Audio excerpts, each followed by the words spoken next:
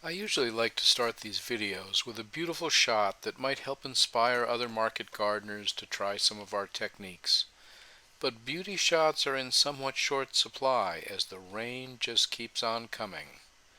The roller coaster weather of June on Astarte farm has finally given over to July, and now we are just facing the threat of violent afternoon thunderstorms and the possible remnants of the first hurricane to hit the mainland U.S. in 2021.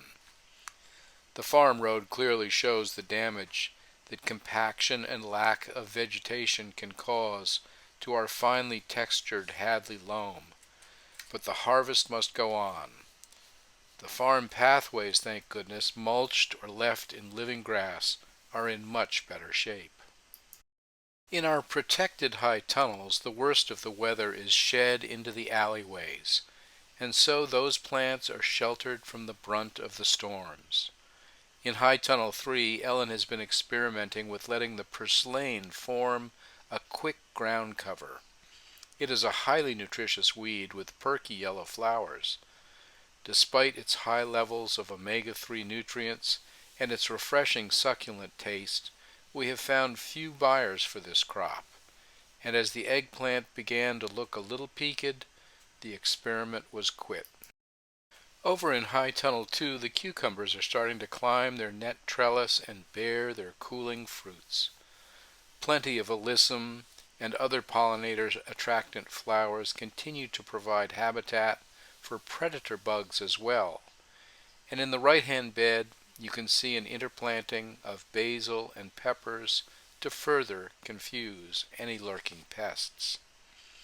On the outside of Tunnel 1, you can see one of the major infrastructure projects we are undertaking this year. The bottom boards that help to hold the high tunnel frame square had up until this year been made of sacrificial, untreated lumber. 5 years was the most we could expect from those boards since they rest in contact with our fungal-rich soil.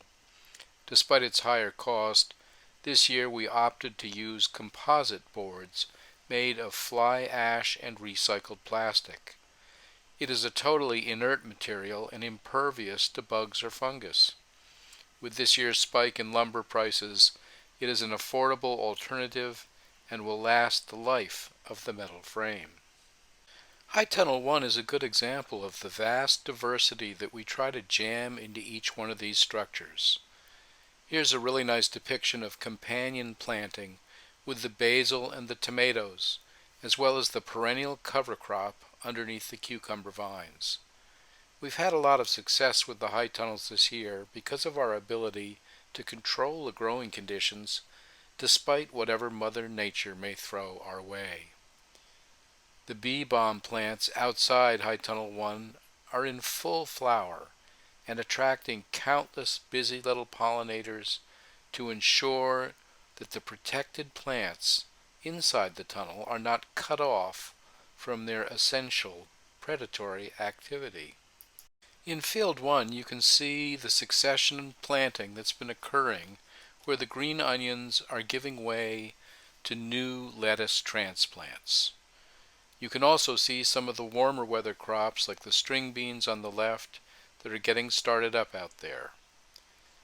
We are heading down toward Field 2, and in one of the pollinator beds you can see the beginning of the milkweed bloom. And sure enough, here is the first monarch butterfly caterpillar that I've seen so far this year.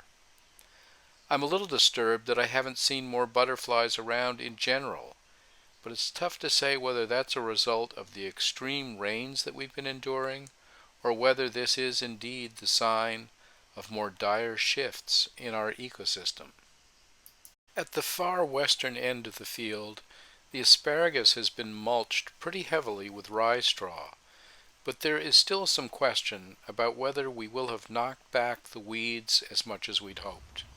In any event, the heavy mulch is doing this piece of ground a great favor. There's also quite a bit of straw mulch being used under the winter squash and pumpkins, and the plants are responding well to it. I'd also like to show you a lovely little shrub that is absolutely loaded with pollinator insects. With all of the serious problems facing honeybees, It is these busy little workers that will be largely responsible for pollinating our winter squash and pumpkin harvest this year. Moving back up the field, we see the main outdoor eggplant planting just starting to get established in what was last year's hemp patch. This section of the field had been mulched with straw at that time, and you can see how after a full year in the elements, it has really broken down almost completely. While hemp has a reputation as a soil builder due to its extensive root system, it is also a massively tall plant, and we need to keep monitoring this subsequent crop for any signs of nutrient deficiency. Right now things are looking good, and I think it is with a certain sense of relief that we can return to growing food on this ground. Back up in High Tunnel 2, we are finally seeing the first of the ripe tomatoes. This is a moment many of us have been waiting for, and for me it marks the real beginning of the summer season. Slicers and cherries are becoming ripe simultaneously this year, instead of with a 10-day to 2-week gap, probably due to the late spring weather mix of too hot or too cold stretches. One thing I'd like to point out on the green tomatoes is the white star on the blossom end of the fruit. That star indicates that the tomato is physiologically ripe with viable seeds inside. Picked at this stage, the tomato will continue to color up and develop its full flavor profile, even in the darkness of a paper bag. That process can be hastened slightly if an apple or banana is tucked into the bag with the tomato. Back in the 90s, Organic Gardening magazine ran some taste tests on tomatoes that were fully colored up on the vine against those picked green at the white star stage and ripened in a bag at room temperatures. The overwhelming favorites in that study were those ripened in the bags. More even ripening temperatures, fewer environmental stresses, and the lack of insect predation may account for the improved flavor. And here's just a quick shot of the latest succession of basil transplants. These successions of plantings are our way of staying ahead of basal downy mildew, which is a relatively new plant disease that has been making it difficult to maintain high-quality harvests in that crop. By having multiple sequential plantings over the course of the season, we greatly increase the likelihood of having a good long basil season. So here's a little myth busting on the no weeds theory of no-till growing. While it's possible to attain that holy grail eventually, it is only realistic to expect some entire seasons where hand weeding is the norm. We'd all like to think that our perfect little transplants will hit the soil ready to grow quickly and shade out any adjacent weeds, but the truth of the matter is that all the vagaries of our climate chaos probably won't allow that to happen. Weeds have been evolving for eons and are ready, willing, and able to outcompete our relatively new food crops. Our lettuce seems to be taking a particularly hard hit this year, but perhaps our succession strategy will win the season. Oh, garlic, mighty garlic, planted so late last year with a strong set of volunteers, now it is getting harvested with another strong group. Ellen spent some time explaining how easy it is to bruise garlic or damage it by yanking too hard on the necks. Our wonderful soil allowed almost all of the garlic to be pulled without digging. This preserves a great deal of our precious soil biology.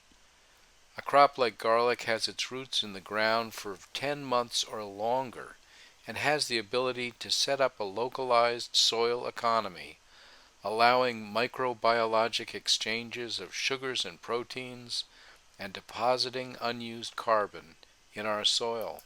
It is a lot of dirty work to get the garlic out of the field. A bulk bin attached to the front of the tractor carries a lot of the load, but each plant gets individually pulled and quickly graded for size and quality. On a normal hot July day, it is a hustle to get the garlic out of the sun before it begins to cook in the field. This year we were trying to beat the rain. Once out of the field, It must next be hung up in an airy, cool spot to dry and cure. This year's waterlogged soil has clung tenaciously to the roots, adding both weight and bother to the process. Each individual bulb needs to be secured in a hanging rack, and all too often that rack is higher than your head. We use both snow fencing and our wire-top tables to get the crop hung high enough so that electric fans can aid in the drying process. Thanks for watching. Don't forget to hit subscribe and like, and I hope I catch you next time, maybe after a sunny week or two on Astarte Farm. Take good care.